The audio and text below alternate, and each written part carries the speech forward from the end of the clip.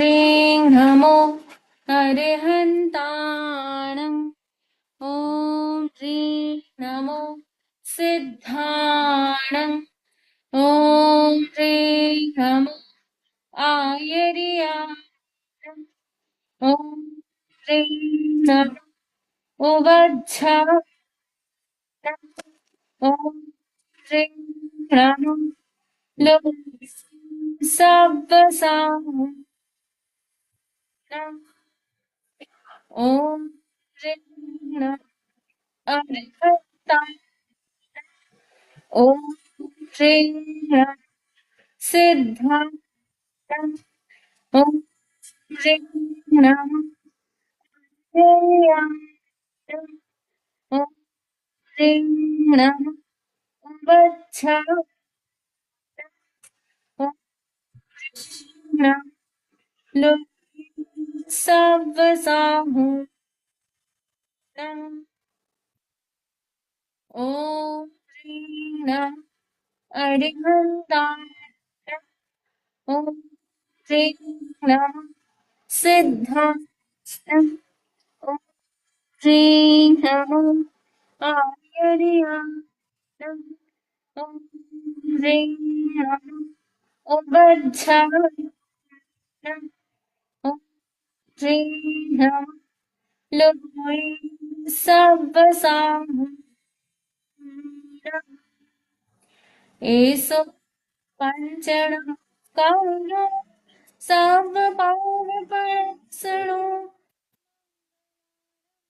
सब्बे सिंह पढमं हवै मङ्गलम् पढमं हवै मङ्गलम्। आराध्य देव के श्री चरणों में सभक्ति वंदना। परम पूज्य गुरुदेव आचार्य श्री महाश्रमण जी के श्री चरणों में सभक्ति वंदना। वंदनीय समणी जी, उपस्थित धर्म परिवार। आत्मा 8 के बारे में कौन बता पाएंगे? द्रव्य आत्मा किसे कहते हैं? सोनू जी, लीना जी, द्रव्य आत्मा किसे कहते हैं? प्रशांत जी, अच्छा, सामायिक का प्रत्याख्यान, जिनको भी सामायिक करना हो। दे गुरु धन की साक्षी से करेमी भन्ते सामा इयम सावज्जम जोगम पच्चखामि जाव नियम मुहूर्तम एगम पज्जवा सामी दुविहम तिविहेणम न करेमी न कार्यवेमी मनसा वयसा कायसा तस्य भन्ते पटिक्कमामे निंदामी गरिहामी अपाणम वो सिरामी। 48 मिनट तक पापकारी प्रवृत्ति करने का त्याग है। 5 नमस्कार महामंत्र का पाठ करें।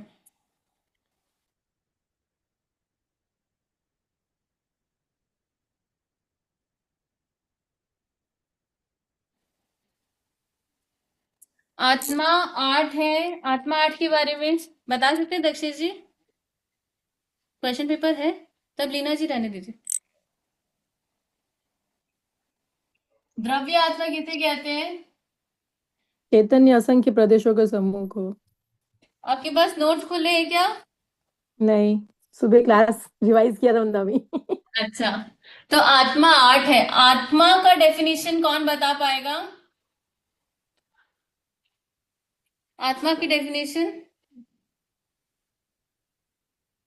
आत्मा ज्ञान,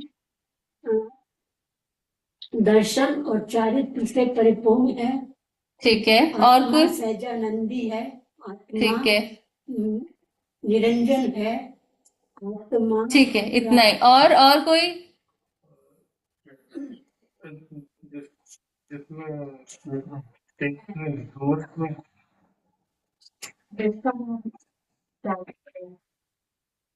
जीव की गुण, जीव की क्रियाएं, ये आत्मा है। ठीक है, जीव के गुण और जीव की क्रियाएं। अगर हो सके ना तो आप लोग पिछली क्लास को रिवाइज करके आया करिए, तो वो आपके लिए ज्यादा बेटर समझने में इजी होगा। तो आत्मा 8 है टोटल। इनमें से एक द्रव्य आत्मा और बाकी 7 भाव आत्मा। मतलब एक जीव है और बाकी जीव की गुण या जीव की क्रियाएं हैं। तो जीव के गुण, जीव की क्रियाओं को भाव आत्मा कहते हैं। ठीक है, और ये हो गई द्रव्य आत्मा। द्रव्य आत्मा बताइए क्या मतलब है दक्षेश जी? शुद्ध और पवित्र। और सोनू जी, आपने देखा पिछला वीडियो? नहीं देखा। असंख्य चैतन्य प्रदेशों का चैतन्य समूह। प्रदेशों का समूह। असंख्य कितना होता है, कौन बताएगा?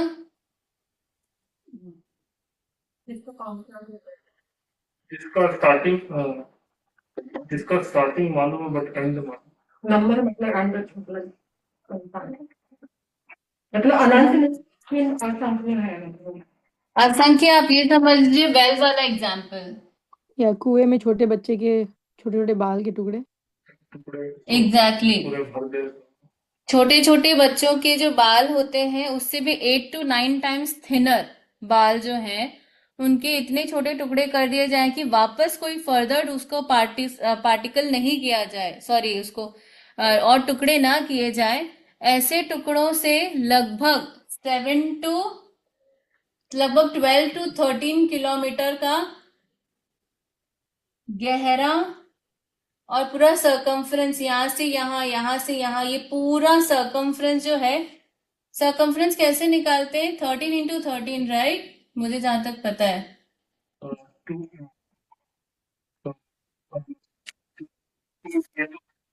नहीं, वो तो एरिया हो गया ना। नहीं, नहीं वो सरकमफ्रेंस, चलिए कोई बात नहीं, अभी कंफ्यूज हो जाएंगे। तो मतलब रीजन। वेल है, वेल की गहराई भी लगभग 12 to 13 किलोमीटर, यहाँ से यहाँ का डिस्टेंस भी 12 to 13 किलोमीटर, यहाँ से यहाँ भी 12 to 13 किलोमीटर। तो इतने गहरे कुएं को छोटे छोटे बालों से भर दिया जाए, बच्चों के बाल, और एवरी 100th ईयर सिर्फ एक पार्टिकल निकाला जाए। जब ये वेल पूरा खाली होगा, गुडनेस। जब पूरा खाली होगा तो वो पल्योपम कहलाएगा।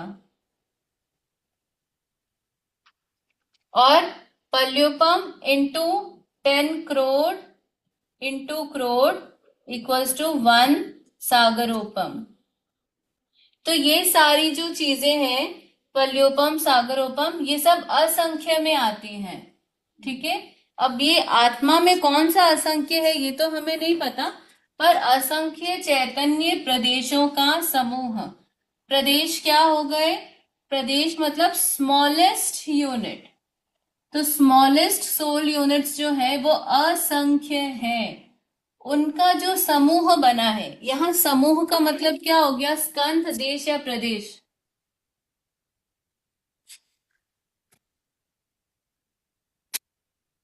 क्या होगा? स्कंध होगा या देश होगा या प्रदेश होगा?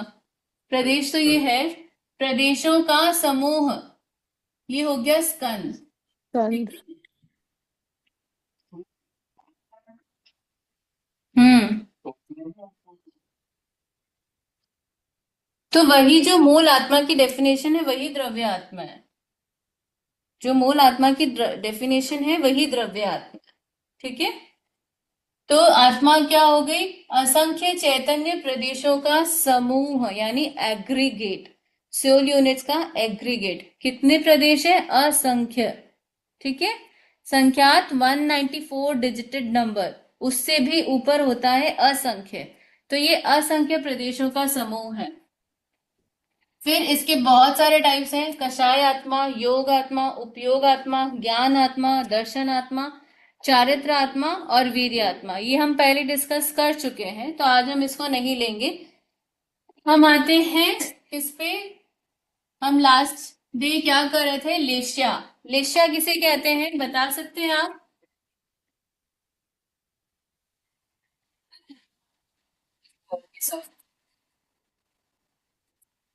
शुभ अशुभ भावों के परिणामों को क्लेशर। हमारा लेश्या का मतलब होता है हमारी भावधारा। ये भावधारा हमारे योग को अफेक्ट करती है। ये योग कौन सा है?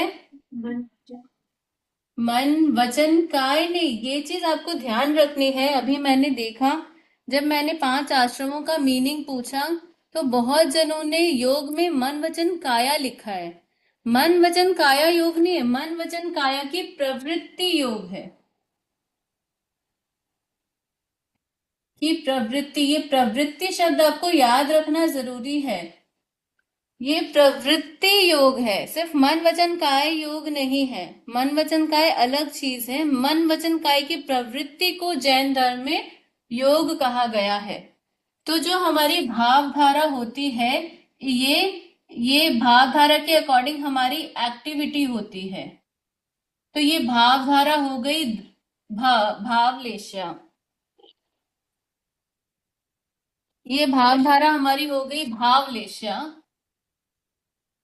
और इससे जो हम एक्टिविटी करते हैं, इससे हमारे आसपास कलरफुल ऑरा बनता है। ये हो गई द्रव्य लेशा। ठीक है, आप जाते हैं, किसी से मिलते हैं, तो हम उनके द्रव्य लेशा से प्रभावित होते हैं। तो हमको किसी की पर्सनालिटी अच्छी लगती है, किसी की अच्छी नहीं लगती, किसी से हम दूर जाना चाहते हैं, किसी के पास जाना चाहते हैं। तो ये हमारे राग द्वेष के कनेक्शंस तो हैं ही, साथ में ये है द्रव्य लेशा, यानी जो हमारा ऑरा है उसका कलर क्या है। इस कलर पे डिपेंड करता है कि उसका व्यक्तित्व कैसा होगा। गुरु के पास जाते हैं तो उनका कलर बहुत ही ब्राइट होता है, तो हमको बहुत अच्छा लगता है उनके पास जाना। तो ये कलर कितने टाइप्स के हैं? 6 टाइप्स के। नाम बता सकते हैं कौन कौन से कलर्स हैं? रतन माला जी को कृष्ण, तो आता ही है, कोई और बताइए। कृष्ण नील कापोत, तेज पद्म शुक्ल।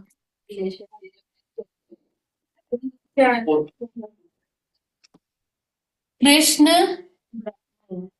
काला रंग। नील, कापोर, तेजस, तेजस, पद्म, शुक्ल। शुक्ल। Dark black, blue, dark blue,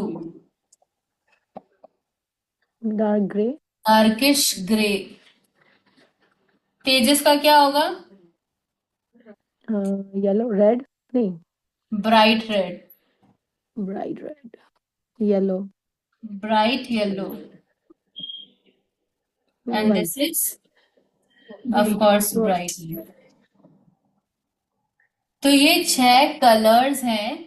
ये 6 कलर्स, इनके टेस्ट भी आते हैं। टेस्ट याद है क्या किसी को?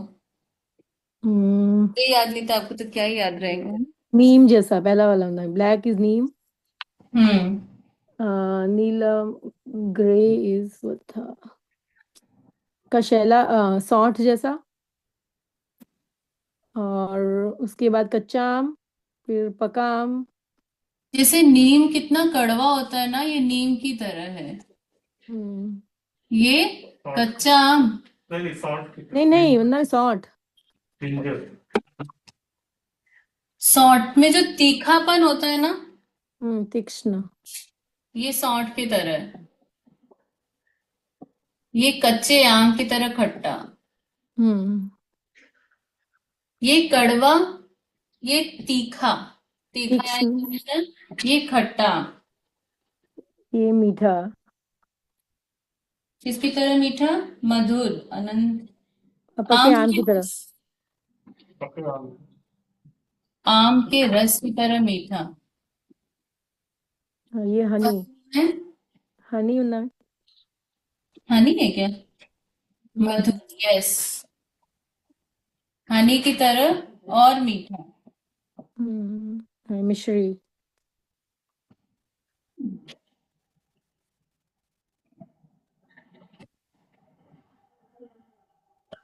ये मिश्री से और भी मीठा।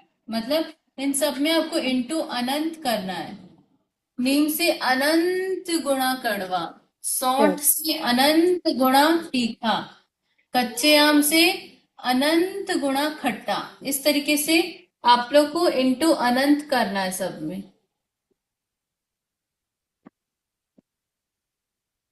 ठीक है, तो ये हो गए हमारे ये लेशिया के कलर्स। अब हम थोड़ा सा ये समझते हैं कि हर एक लेशिया पे हमारा मतलब कौन से हमारे भावों से, कौन से योग से हमारे अंदर कौन से लेशिया है, ये कैसे पता चले। प्रधान जी, एक क्वेश्चन है। ये हम्म डार्क, ये तो हम लोग कई बार अपने एग्जाम में यूज करते हैं। ब्राइट ब्लू यूज करते हैं, डार्क ब्लू यूज नहीं।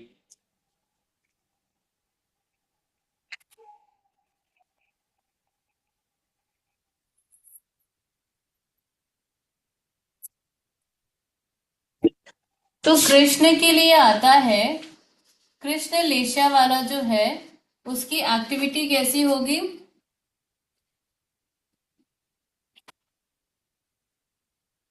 क्रूरता वाली। कायिक कायिक वाचिक मानसिक क्रियाओं में असंयम रखना, यानी असंयम की जहां भावना होती है वहां पर कृष्ण लेशिया हम कंसिडर कर सकते हैं।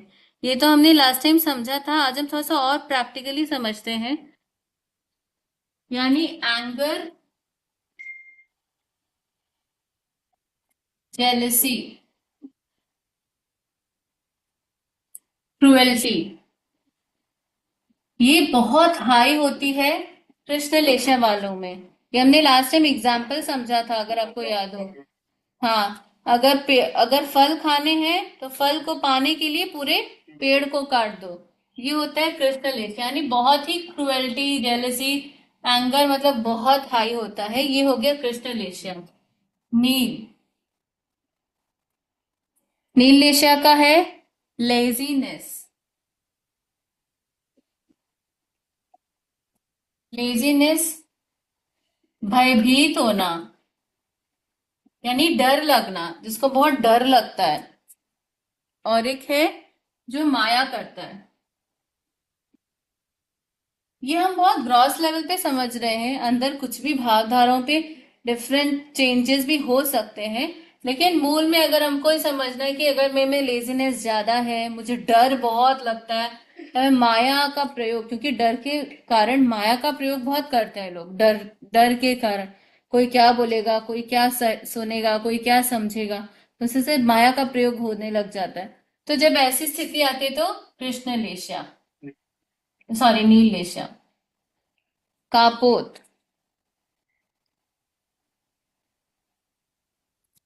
कंप्लेन, कंप्लेनिंग एटीट्यूड, अगर कंप्लेनिंग एटीट्यूड बहुत ज्यादा है तो कापोत लेशिया है। और रिजेंटमेंट अगर है तो समझ लीजिए हम कापोत लेशिया में जी रहे हैं। तेजस, तेजस लेशिया। इंसाइटफुलनेस, थोड़ी थोड़ी प्रज्ञा जागने लगती है, मतलब धर्म करने के प्रति थोड़ी जागरूकता होने लगती है। मैं कौन हूँ, कहाँ से आया हूँ, कहाँ जाना है, क्या करना है, ये सारी थोड़ी थोड़ी प्रज्ञा यहाँ पर जागने लगती है। कंपैशन, दया का भाव थोड़ा शुरू होने लग जाता है। पद्मलेशिया,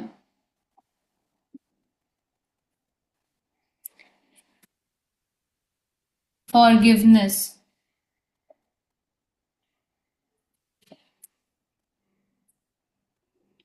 टॉलरेंस। अब यहाँ पर आप समझ लीजिए, यहाँ साधना शुरू होती है, यहाँ पर साधना आगे प्रगति करने लग जाती है।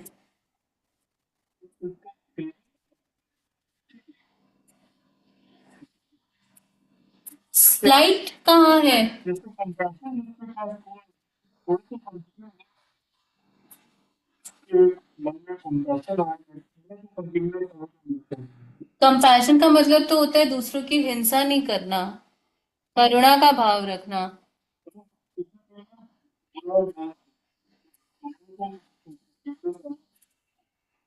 ये तो किसी को कष्ट नहीं देना, किसी की हिंसा नहीं करना।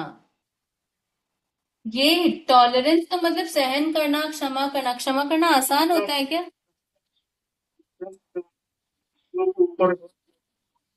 नहीं, ये है सब कुछ अपने ऊपर ही। यहाँ पर साधना शुरू होती है जब भी, जैसे हम अपनी बात करते हैं, मेरी बात करती हूँ मैं। जब भी हमको ऐसा लगा कि दीक्षा लेनी चाहिए या धर्म ध्यान करना चाहिए, तो सबसे पहले ये होता है कि भाई दूसरे जीवों की हिंसा हमको नहीं करनी। उस समय ऐसा नहीं होता कि क्रोध नहीं करना, क्षमा करना, ये तो बहुत लेटर स्टेज समझ में आते कि भाई नहीं करना है। स्टार्टिंग कहाँ से शुरू होती है? जैसे एग्जाम्पल मैं दे रही हूँ, जमीकंद का हमने त्याग करना शुरू किया, सचित का त्याग करना शुरू किया। अब कोई चींटी चल रही है तो उसको हम मारेंगे नहीं, ध्यान देंगे। इस लेवल पे, इस ग्रॉस लेवल पे थोड़ा दिमाग चलना शुरू होता है कि अभी हिंसा से थोड़ा बचना है। उसके बाद अब धीरे धीरे समझ में आते कि क्रोध करना भी अपनी आत्मा को हिंसा की ओर लेकर जाना है। तब जाकर हम फॉरगिवनेस, टॉलरेंस यहाँ तक पहुंचते हैं। ये थोड़ी हायर स्टेज है, इतनी इजीली नहीं आता है ये। इसमें और इसमें अंतर है। मतलब अगर हम सटल पे देखें तो अंतर नहीं है, जो आप बोल रहे हैं सटल में तो बहुत काफी सिमिलर है। पर अगर हम ग्रॉस लेवल पे देखें ना, तो यहाँ पर सिर्फ और सिर्फ आप समझ लीजिए ये कायिक हिंसा से थोड़ा रिलेट कर जाता है।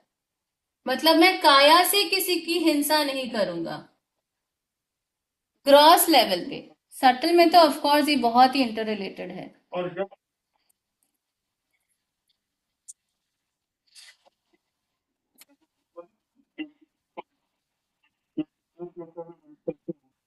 तो हम लोग सारे जीवों को लेके बात हाँ, ये ऑफ कोर्स इन सबसे पहले इंसाइटफुलनेस तो यही जो हम सुनते हैं, सब समान है, हम कौन है, हम मूल आत्मा है, हम कहाँ से आए हैं, क्या करना है, धर्म करना चाहिए, ये थोड़ी बहुत जो अंतर्दृष्टि खुलती है, ये होगी इंसाइटफुलनेस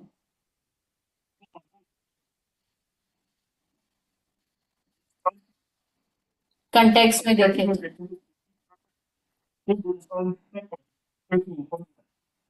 बातें तो इसमें गुणस्थान का भी आता है। शुक्ल लेशिया भी पहले गुणस्थान में पाई जा सकती है। शुक्ल लेशिया भी, एक मिनट, शुक्ल लेशिया या शुक्ल ध्यान, वेट, नहीं, हाँ, शुक्ल लेशिया पहले गुण स्थान में भी पाई जा सकती है। यानी जो अभवी जीव है या मिथ्यात्वी जीव है, वो जरूरी नहीं है कि वो हमेशा किसी को कष्ट ही देता हो, वो भी अच्छा व्यक्तित्व हो सकता है। तो शुक्ल लेशिया वहां तक भी पाई जा सकती है। यहाँ पे इसका बोलने का मतलब है कि धीरे धीरे ना अब धर्म के प्रति जागृति शुरू होती है। अभी हम इसको ग्रॉस लेवल पे देख रहे हैं, तो ये अनऑस्पिशियस है, ये अशुभ लेशियाएं हैं, ठीक है। और अब जो आएंगी ये शुभ लेशियाएं हैं। अब इसमें भी ऑफ कोर्स बहुत सारे कैटेगरीज हो सकते हैं, जरूरी नहीं है सब काल सौकरी कसाई जितना क्रूर हो। वो भी क्रूर है, उसकी कृष्ण लेशिया आएगी। लेकिन सपोज मेरे एक संसार पक्षी भाई है, जब वो छोटा था ना, छिपकलियों को पकड़ पकड़ के मारता था, कॉकरोच को पकड़ पकड़ के मारता था, तो उसकी कौन सी लेशिया बोलेंगे आप? मेरे को तो यही लग रही है, कृष्ण लेशिया है। लेकिन अब उतनी हाई नहीं है कि काल सौकरे कसाई जो है वो तो बोलता है हर रोज 500 भैंसे मारने तो मारने, ये मेरी संसार की परिवार की परंपरा है। तो बहुत हायर लेवल हो जाता है। और ये जो मैं अपने भाई के संसार पक्षी भाई की बात कर रही हूँ, वो थोड़ा लोअर लेवल हो जाएगा। तो इसमें डिफरेंसेस और कैटेगरीज तो बहुत होंगी। ग्रॉस लेवल पे हमको हाँ, बहुत जन होते हैं मतलब बहुत जल्दी डर जाते हैं। मतलब बहुत ही जल्दी डर जाते हैं, आपको पता भी नहीं चलेगा। इसमें तो डरने की कोई बात ही नहीं थी। कोई आवाज आई उतने में डर गई, कोई वाइब्रेशन ऐसा भी होता हमने देखा है। तो हो सकता है वो इसमें आए।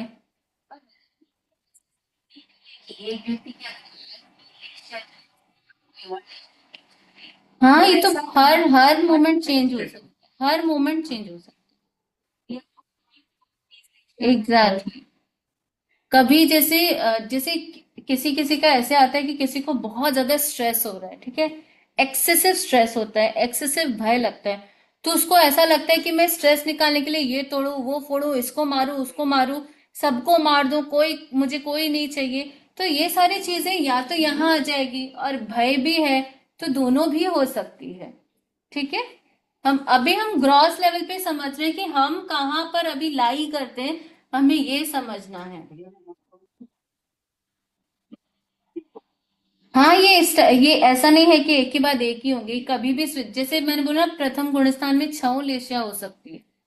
ठीक है, शिक्षा का ऐसा कुछ है कि एक बार आई तो ऐसा जरूरी नहीं है। कुछ भी हाँ, तो वंदना में तो हर क्षण भाव तो चेंज हो जाता है, एक सेकंड में। एग्जैक्टली, तो लेशिया बदलती तो रहती जैसे है। अभी जैसे किसी के प्रति बुरा भाव आया और मेरे को पता चल गया कि मेरा बुरा भाव है, उसी टाइम में चेंज करूँ तो वो हाँ, तो हम इसको कर सकते हैं, हम अपने योग से अपनी भावधारा को चेंज कर सकते हैं, हम अपनी भावधारा से अपने योग को चेंज कर सकते हैं।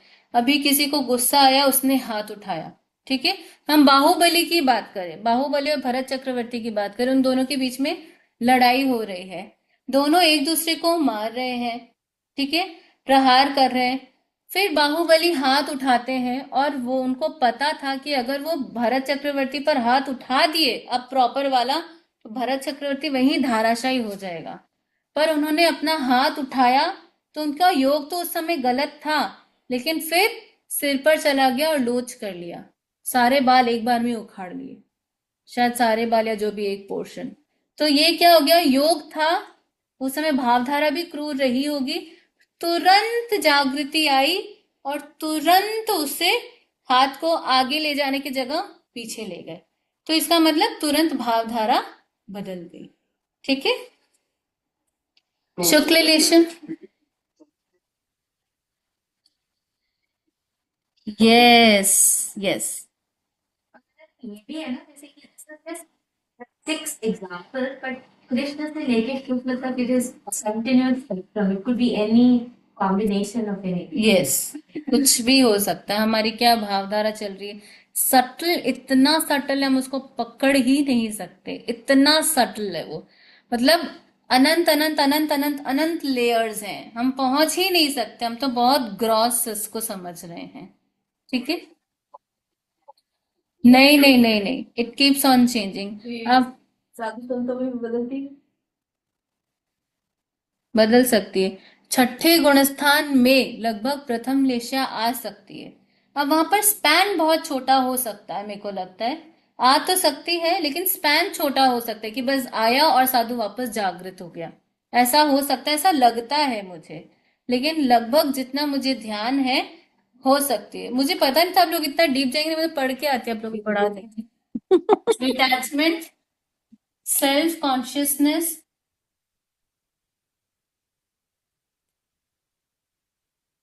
ब्लिस। ठीक है, ये हो गया हमारी लेशियाओं के अकॉर्डिंग हमारे क्या क्या भावधारा हो सकते हैं, तो इससे हम डिसाइड कर सकते हैं। सपोज आप बहुत लेजीनेस लग रहा है, बहुत डर लग रहा है, माया कर रहे हैं, तो मुझे नील लेशिया में हूं, मुझे चेंज करना है। आचार्य श्री महाप्रज्ञ जी ने अपने लेशियाओं को बदलने के प्रेक्षाया ध्यान में सारे प्रयोग बताए कि कैसे हम अपनी लेशियाओं को बदल सकते हैं, तो आप लोग वो भी प्रयोग कर सकते हैं।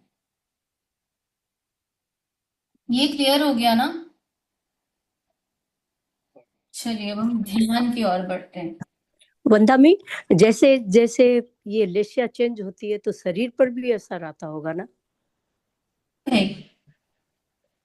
इसका एक एग्जाम्पल है कि पथ चुनी पर कौन सा, ये जो बुक है,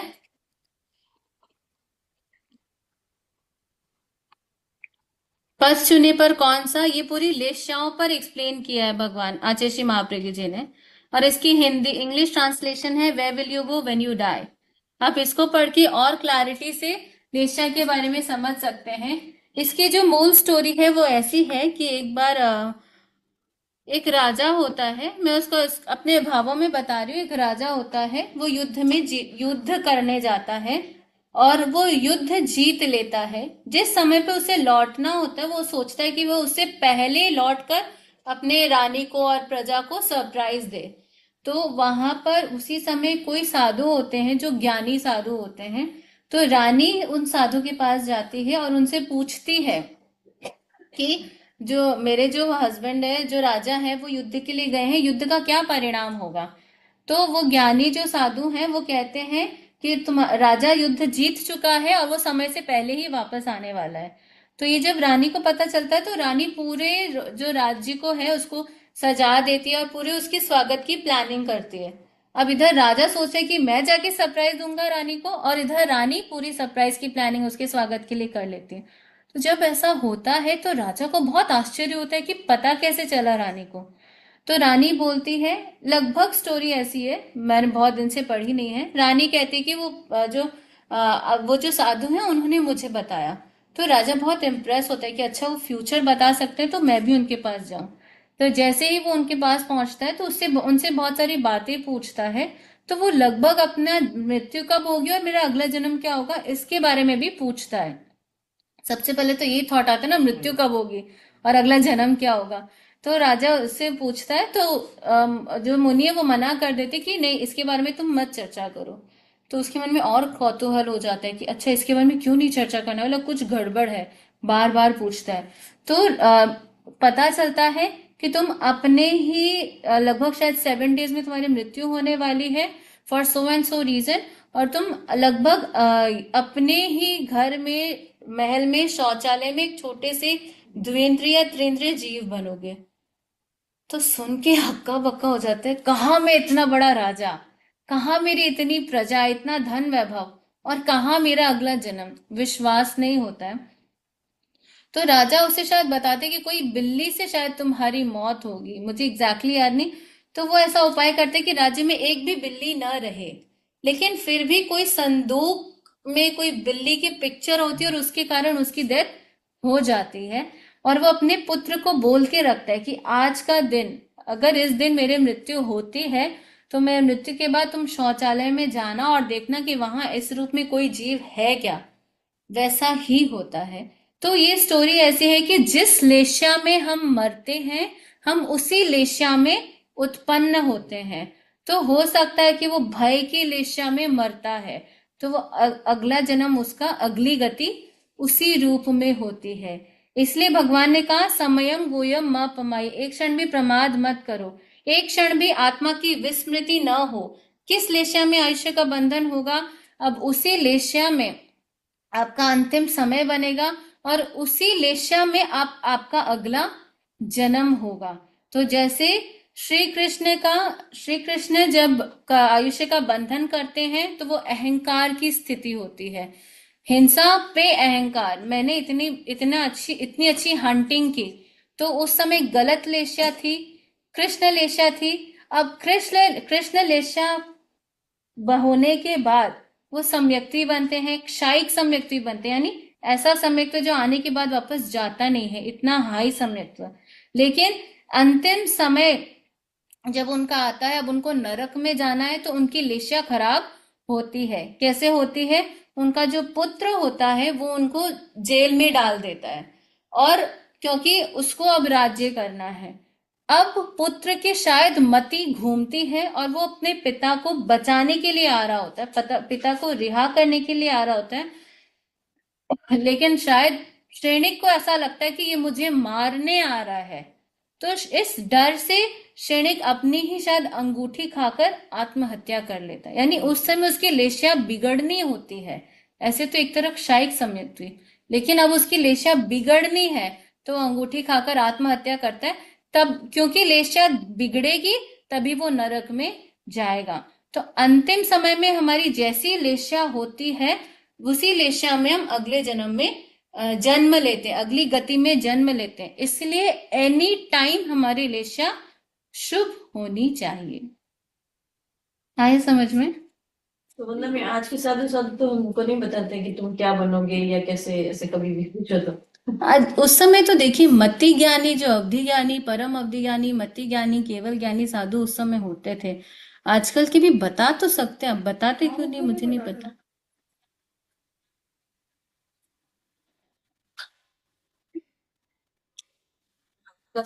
किसका क्या?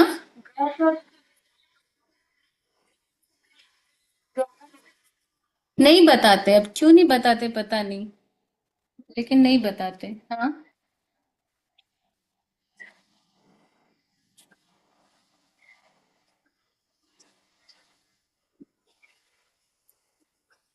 एक बार तो लेशा बिगड़ेगी तो गति बिगड़ेगी, लेकिन फिर आगे अच्छा, कहीं कहीं ना कुछ तो अच्छा होना होना कहीं।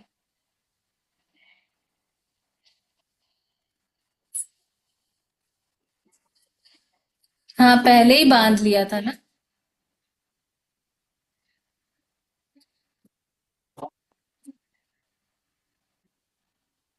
नहीं तो अब उन्होंने जब आयुष्य का बंधन किया तब वो समझ लिया, अब कृष्ण लेशा में थे, क्योंकि बहुत क्रुएल्टी की भावना थी, ठीक है। उस समय उन्होंने कृष्ण लेशा में अपने कर्मों आयुष्य का बंधन किया। अब आगे आगे का उनका जीवन देखे तो राजा श्रेणी का जीवन बहुत अच्छा जीवन रहा है, धार्मिक दृष्टि से बहुत ही अच्छा जीवन रहा है। पर क्योंकि उन्होंने अगली गति को नरक की गति बांधी है, तो जब अंतिम समय उनका आएगा तो उनकी लेशा अपने आप चेंज होगी, वो उनकी आत्मा का कर्मों का परिणाम होगा कि वो चेंज होगी। और फिर मतलब चेंज हुई थी, उन्होंने आत्महत्या की और फिर वो नरक में गए। हाँ, पढ़ा है कि अगर आप विश्व कर्म का बंधन हो गया है, तो आपको जहाँ उंगली गति में जाना है उसके हिसाब से आपने शायद चेंजेस आने शुरू होंगे। हाँ, ये भी है, चेंजेस आने शुरू हो भी जाते हैं, ये भी मैंने भी सुना है कि जहां आपको जाना है, जिस लेशा में आपको पहुंचना है, धीरे धीरे आप उसमें परिणत होते जाएंगे। जैसे एग्जाम्पल मैंने सुना है, एक स्टोरी नहीं मतलब घटना है, पर मेरी सुनी भी देखी भी नहीं है। एक लेडी थी, उनको कैंसर डिटेक्ट हुआ, ठीक है। अब उसके बाद जैसे उनको पता चला ना, तो उनने, वो पहले से ही धार्मिक थे और काफी और भी धर्म ध्यान करने लग गए। पर जब उनका अंतिम समय आया ना, उनको बोला गया कि आपको संथारा दिला देते हैं, मना कर दिया। लिया नहीं लिया मुझे पता नहीं, जितनी मेरी सुनी भी है कि वो लेडी ने मना कर दिया कि मैं संथारा नहीं लूंगी। तो हो सकता है आगे का जीवन अच्छा था, पर हो सकता है अगली गति बिगड़नी होगी, तो संथारा नहीं लिया। ऐसे भी कई लोगों को हमने देखा है, सुना है, पूरा जीवन धर्म ध्यान नहीं करते, अंतिम में आते आते धार्मिक चेतना बहुत उत्तर उत्तर विकास करने लग जाती। जैसे मेरे संसार पक्षी नाना जी, बोल बोल के थक गए, एक त्याग ले लो, नहीं लेंगे, त्याग लेने का ही त्याग है। ऐसे सरल परिणामी थे, लेकिन धर्म ध्यान नहीं स्वाता था। लेकिन धीरे धीरे फिर हमने देखा कि अब वो प्रवचन भी सुनने लग गए, उपवास भी करने लग गए। फिर अभी जस्ट संवत्सरी के दिन ही उनका वो एंड डेट था, तो उस दिन उनका प्रयाण हुआ, तो ऐसा लगता है कि शायद अच्छी गति थी।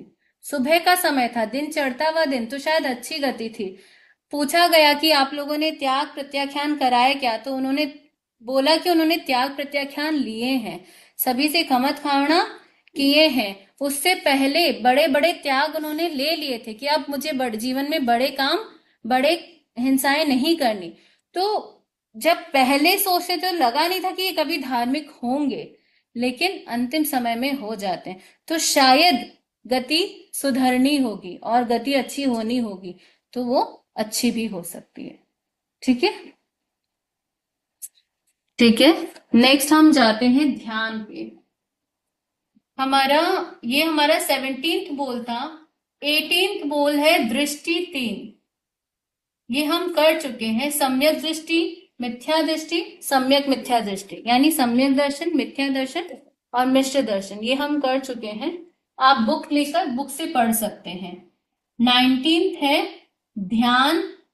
कितने प्रकार के ध्यान है? ध्यान 4। दंडक दंडक में कराऊंगी तो आप लोग भाग जाएंगे, इसलिए मैंने कराया नहीं। दंडक देखते हैं, या तो लास्ट में करेंगे या वो ऐसे ही आप समझ जाएंगे। ध्यान 4, आर्तत ध्यान, औद्रत ध्यान, धर्मत ध्यान,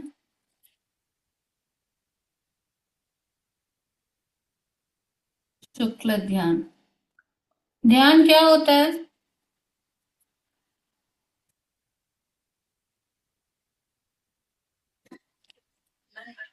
एक ही Concentrate. ध्यान का एग्जैक्ट मतलब ऐसे आप लोगों ने जो जो कहा वो सभी उसमें सेट होता है। ध्यान का मतलब बताया गया है चिंतनीय विषय में मन को एकाग्र करना, एक विषय पर मन को स्थिर करना अथवा मन वचन काय की प्रवृत्ति का निरोध करना। तो सबसे पहले हम समझते हैं कॉन्सेंट्रेशन, ठीक है। फिर इस कॉन्सेंट्रेशन से धीरे धीरे थॉटलेसनेस की जगह चले जाना, उस स्टेज तक पहुंच जाना, ये है ध्यान की प्रक्रिया, ठीक है। अब बात है कि कंसंट्रेशन भी बहुत तरीके का हो सकता है। हमेशा हम ध्यान को बहुत पॉजिटिव वर्ड लेते हैं, ध्यान मतलब पॉजिटिव वर्ड। भगवान ने जो ध्यान की व्याख्या की है, जो कंसंट्रेशन की व्याख्या की है, यानी एक ही विषय पर अपने मन को एकाग्र करना, वो पॉजिटिव और नेगेटिव दोनों हो सकता है। जैसे बगुला है, वो पानी के किनारे बिल्कुल स्थिर खड़ा रहता है, मतलब आपको ऐसे देख के लगेगा कि वो स्टैचू है, इतना स्थिर खड़ा रहता है ताकि जो मछली अंदर है वो उसको ऐसा ना लगे कि कोई मुझे मारने आया, वो फ्रीली उस प्लेस पे आए और बगुला उसको पकड़ ले। जो भी हंटिंग करते हैं उनका भी ध्यान बहुत एकाग्र होता है, तभी वो दौड़ती हुई हिरण को मार सकते हैं, अदरवाइज नहीं मार सकते। तो जैसे अर्जुन को कहा गया उस चिड़िया की आंख पर कंसंट्रेट करो, तो इसका मतलब वो क्या है, हिंसात्मक ध्यान है, वो अच्छा ध्यान नहीं है। तो ध्यान दो प्रकार का हो सकता है, शुभ ध्यान, अशुभ ध्यान, ठीक है। शुभ और अशुभ दोनों रूप में हो सकता है ध्यान। तो इनमें जो ये दो ध्यान है, ये है अशुभ, और ये जो ध्यान है ये है शुभ, ठीक है। अब हम इसके बारे में समझते हैं। आर्त ध्यान, रौद्र ध्यान क्या है?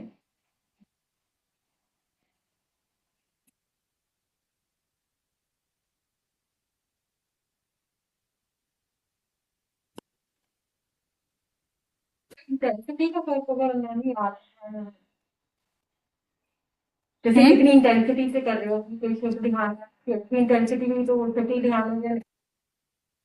हाँ, वो तो फर्क पड़ता है, थोड़ा थोड़ा इसके मटेरियलिज्म में भी फर्क है। आर्त क्या है, रौद्र क्या है, पहले हम आर्त समझते हैं।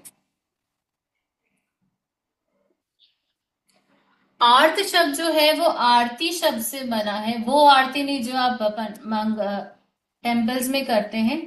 आरती का मतलब है कष्ट, दुख या पीड़ा। मतलब जब हम कष्ट में होते हैं और तब जो हमारा चिंतन मनन रहता है वो आता है आर्त ध्यान में। कैसा कष्ट होता है आपको? सिकनेस का होगा वो, सिकनेस और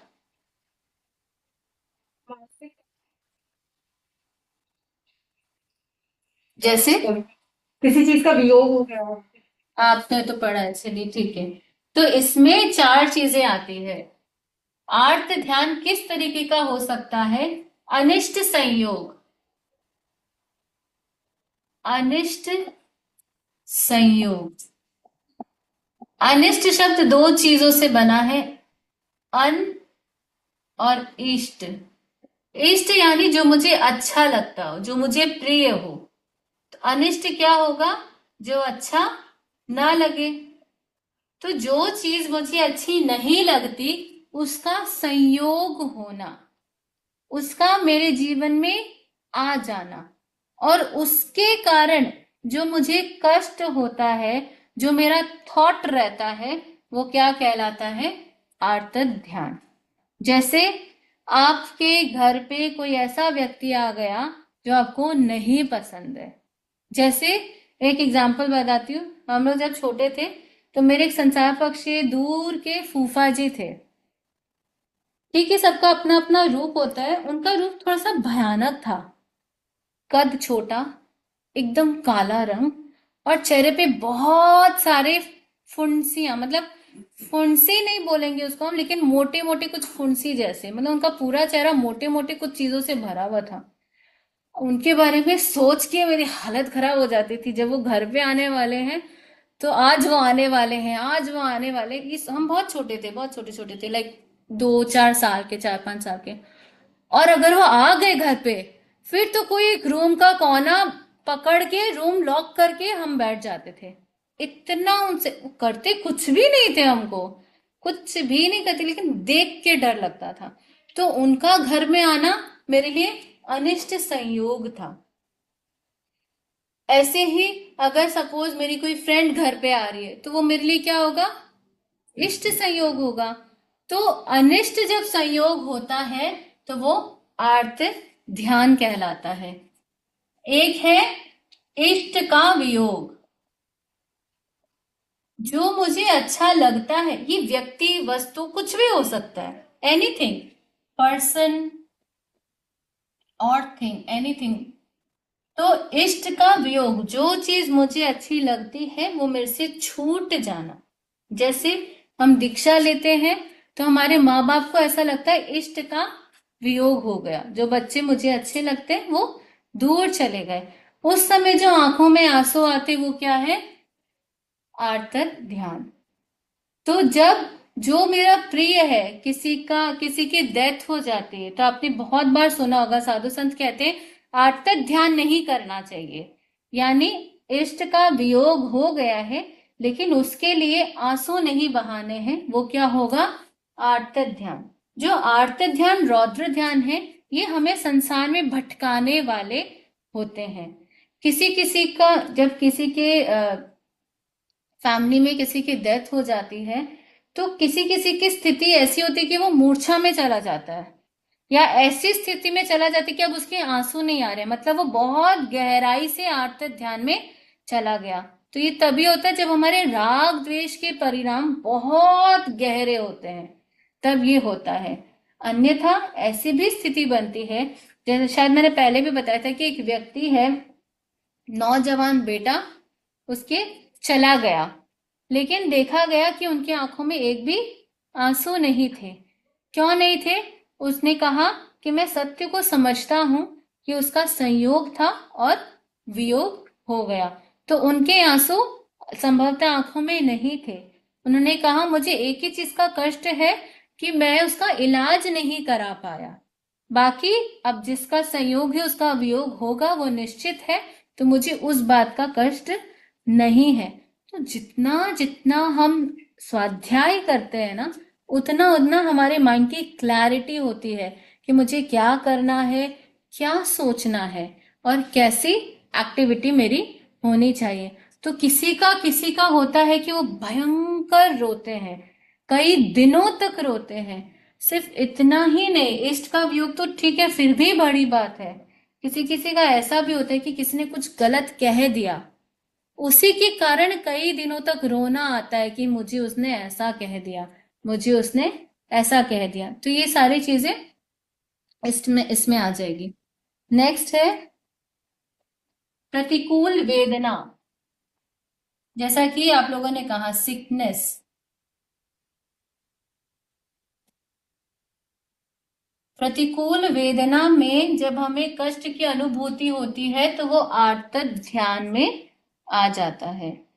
मेरा क्या होगा, मेरा क्या होगा, अब क्या होगा, मैं इसे कैसे सहूंगा, इतनी बड़ी चीज हो गई, ये कैसे होगा, ये कैसे होगा, सारी चीजें आर्तक ध्यान में आ सकती है। भोग लालसा,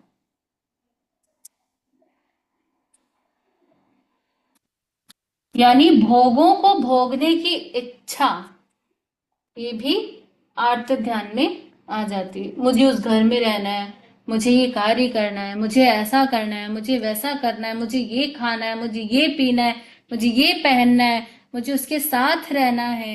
ये सारी चीजें आर्तक ध्यान में आ जाती है। सबसे पहले अनिष्ट संयोग, जो मुझे पसंद नहीं है, वैसा हो जाना। वो कोई भी इवेंट हो सकता है, कोई सिचुएशन हो सकती है, कुछ भी हो सकता है। इष्ट का वियोग, जो मुझे पसंद है वो चला जाना। प्रतिकूल वेदना, यानी वेदना की स्थिति, शारीरिक मानसिक रोगात्मक कुछ भी हो सकती है। और भोगों के प्रति तीव्र लालसा या लालसा होना, ये सब आर्त ध्यान में आता है। ठीक है। तो एक इसमें मान लीजिए इसीलिए कुछ कह दिया और उससे आप मतलब वो आपका मान लीजिए अनिष्ट संयोग हो गया, लेकिन मान लीजिए आपने किसी को कुछ कह दिया और वो आपके दिमाग में घूम, वो भी आत्मज्ञान होगा या वो प्रायश्चित? वो शायद प्रायश्चित में आ जाएगा। अगर ऐसा है कि मैंने क्यों कह दिया, उसे कष्ट हो रहा है, मुझे नहीं कहना चाहिए, मुझे सावधान रहना चाहिए, मुझे जागरूक रहना चाहिए, तो ये तो बहुत अच्छी स्थिति है, क्योंकि ये आर्त ध्यान में नहीं आएगी। लेकिन फिर भी भगवान ने कहा है कि समता में रहो।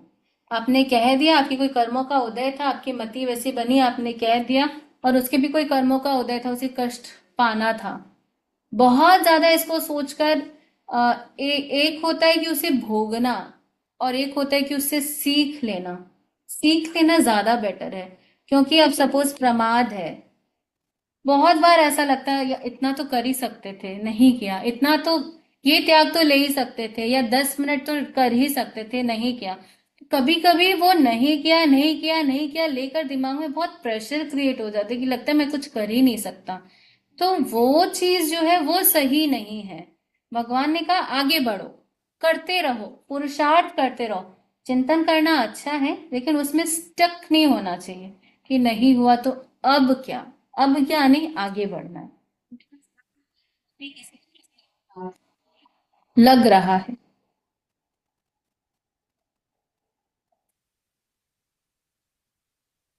नेक्स्ट है रौद्र ध्यान। रौद्र का मतलब हो गया हिंसात्मक।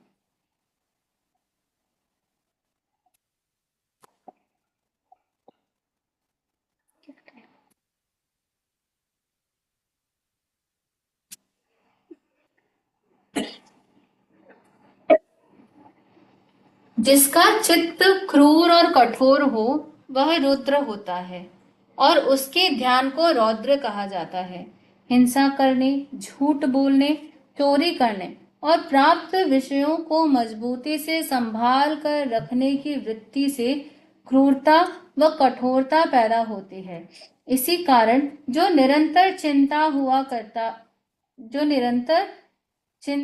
करती है, वह अनुक्रम में हिंसानुबंधी, मृषानुबंधी, स्तेयानुबंधी, विषयानुबंधी, विषय संरक्षानुबंधी रौद्र ध्यान कहलाता है। क्या है देखिए, समझते हैं। ऐसा है कि किसी, अभी आपको कष्ट हो रहा है कि इष्ट का संयोग हो गया या अनिष्ट का वियोग हो गया। सपोज कोई आपके घर से दूर चला गया, आपके जीवन से दूर चला गया।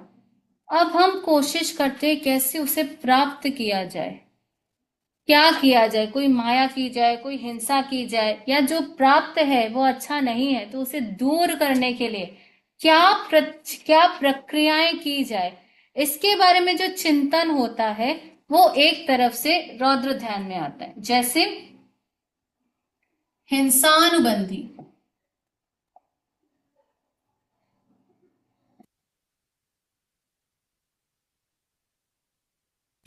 आपको प्राप्त करना है या जो आपको छोड़ना है, वो कार्य करने के लिए अगर मेरे मन में हिंसा से रिलेटेड कोई थॉट प्रोसेस बन रहा है, कोई प्लानिंग बन रही है, तो वो रौद्र ध्यान में आ जाएगी। यानी आर्त ध्यान का मतलब है जो सिचुएशन हो गई उसको लेकर कष्ट की अनुभूति करना। अब वो कष्ट मेरे लिए सहनीय नहीं है, तो अब मैं उसके लिए जो मैं उपाय के बारे में सोचती हूँ वो हो गया हिंसानुबंधी रौद्र ध्यान। इसी प्रकार स्तेयानुबंधी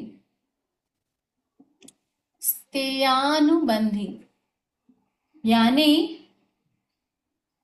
जो भी मुझे प्राप्त करना है उसकी चोरी करना, चोरी के बारे में प्लानिंग करना कि चोरी करके इस चीज को प्राप्त किया जा सकता है या चोरी करके इससे निवृत्त हुआ जा सकता है, वो हो गया रौद्र ध्यान का एक प्रकार। एक एग्जाम्पल जो मुझे समझ में आ रहा है वो ये है कि जैसे भोग के प्रति बहुत लालसा है, किसी को बहुत कमाने का जुनून होता है, मेरे को इतना कमाना है, इतना कमाना है, इतना कमाना है।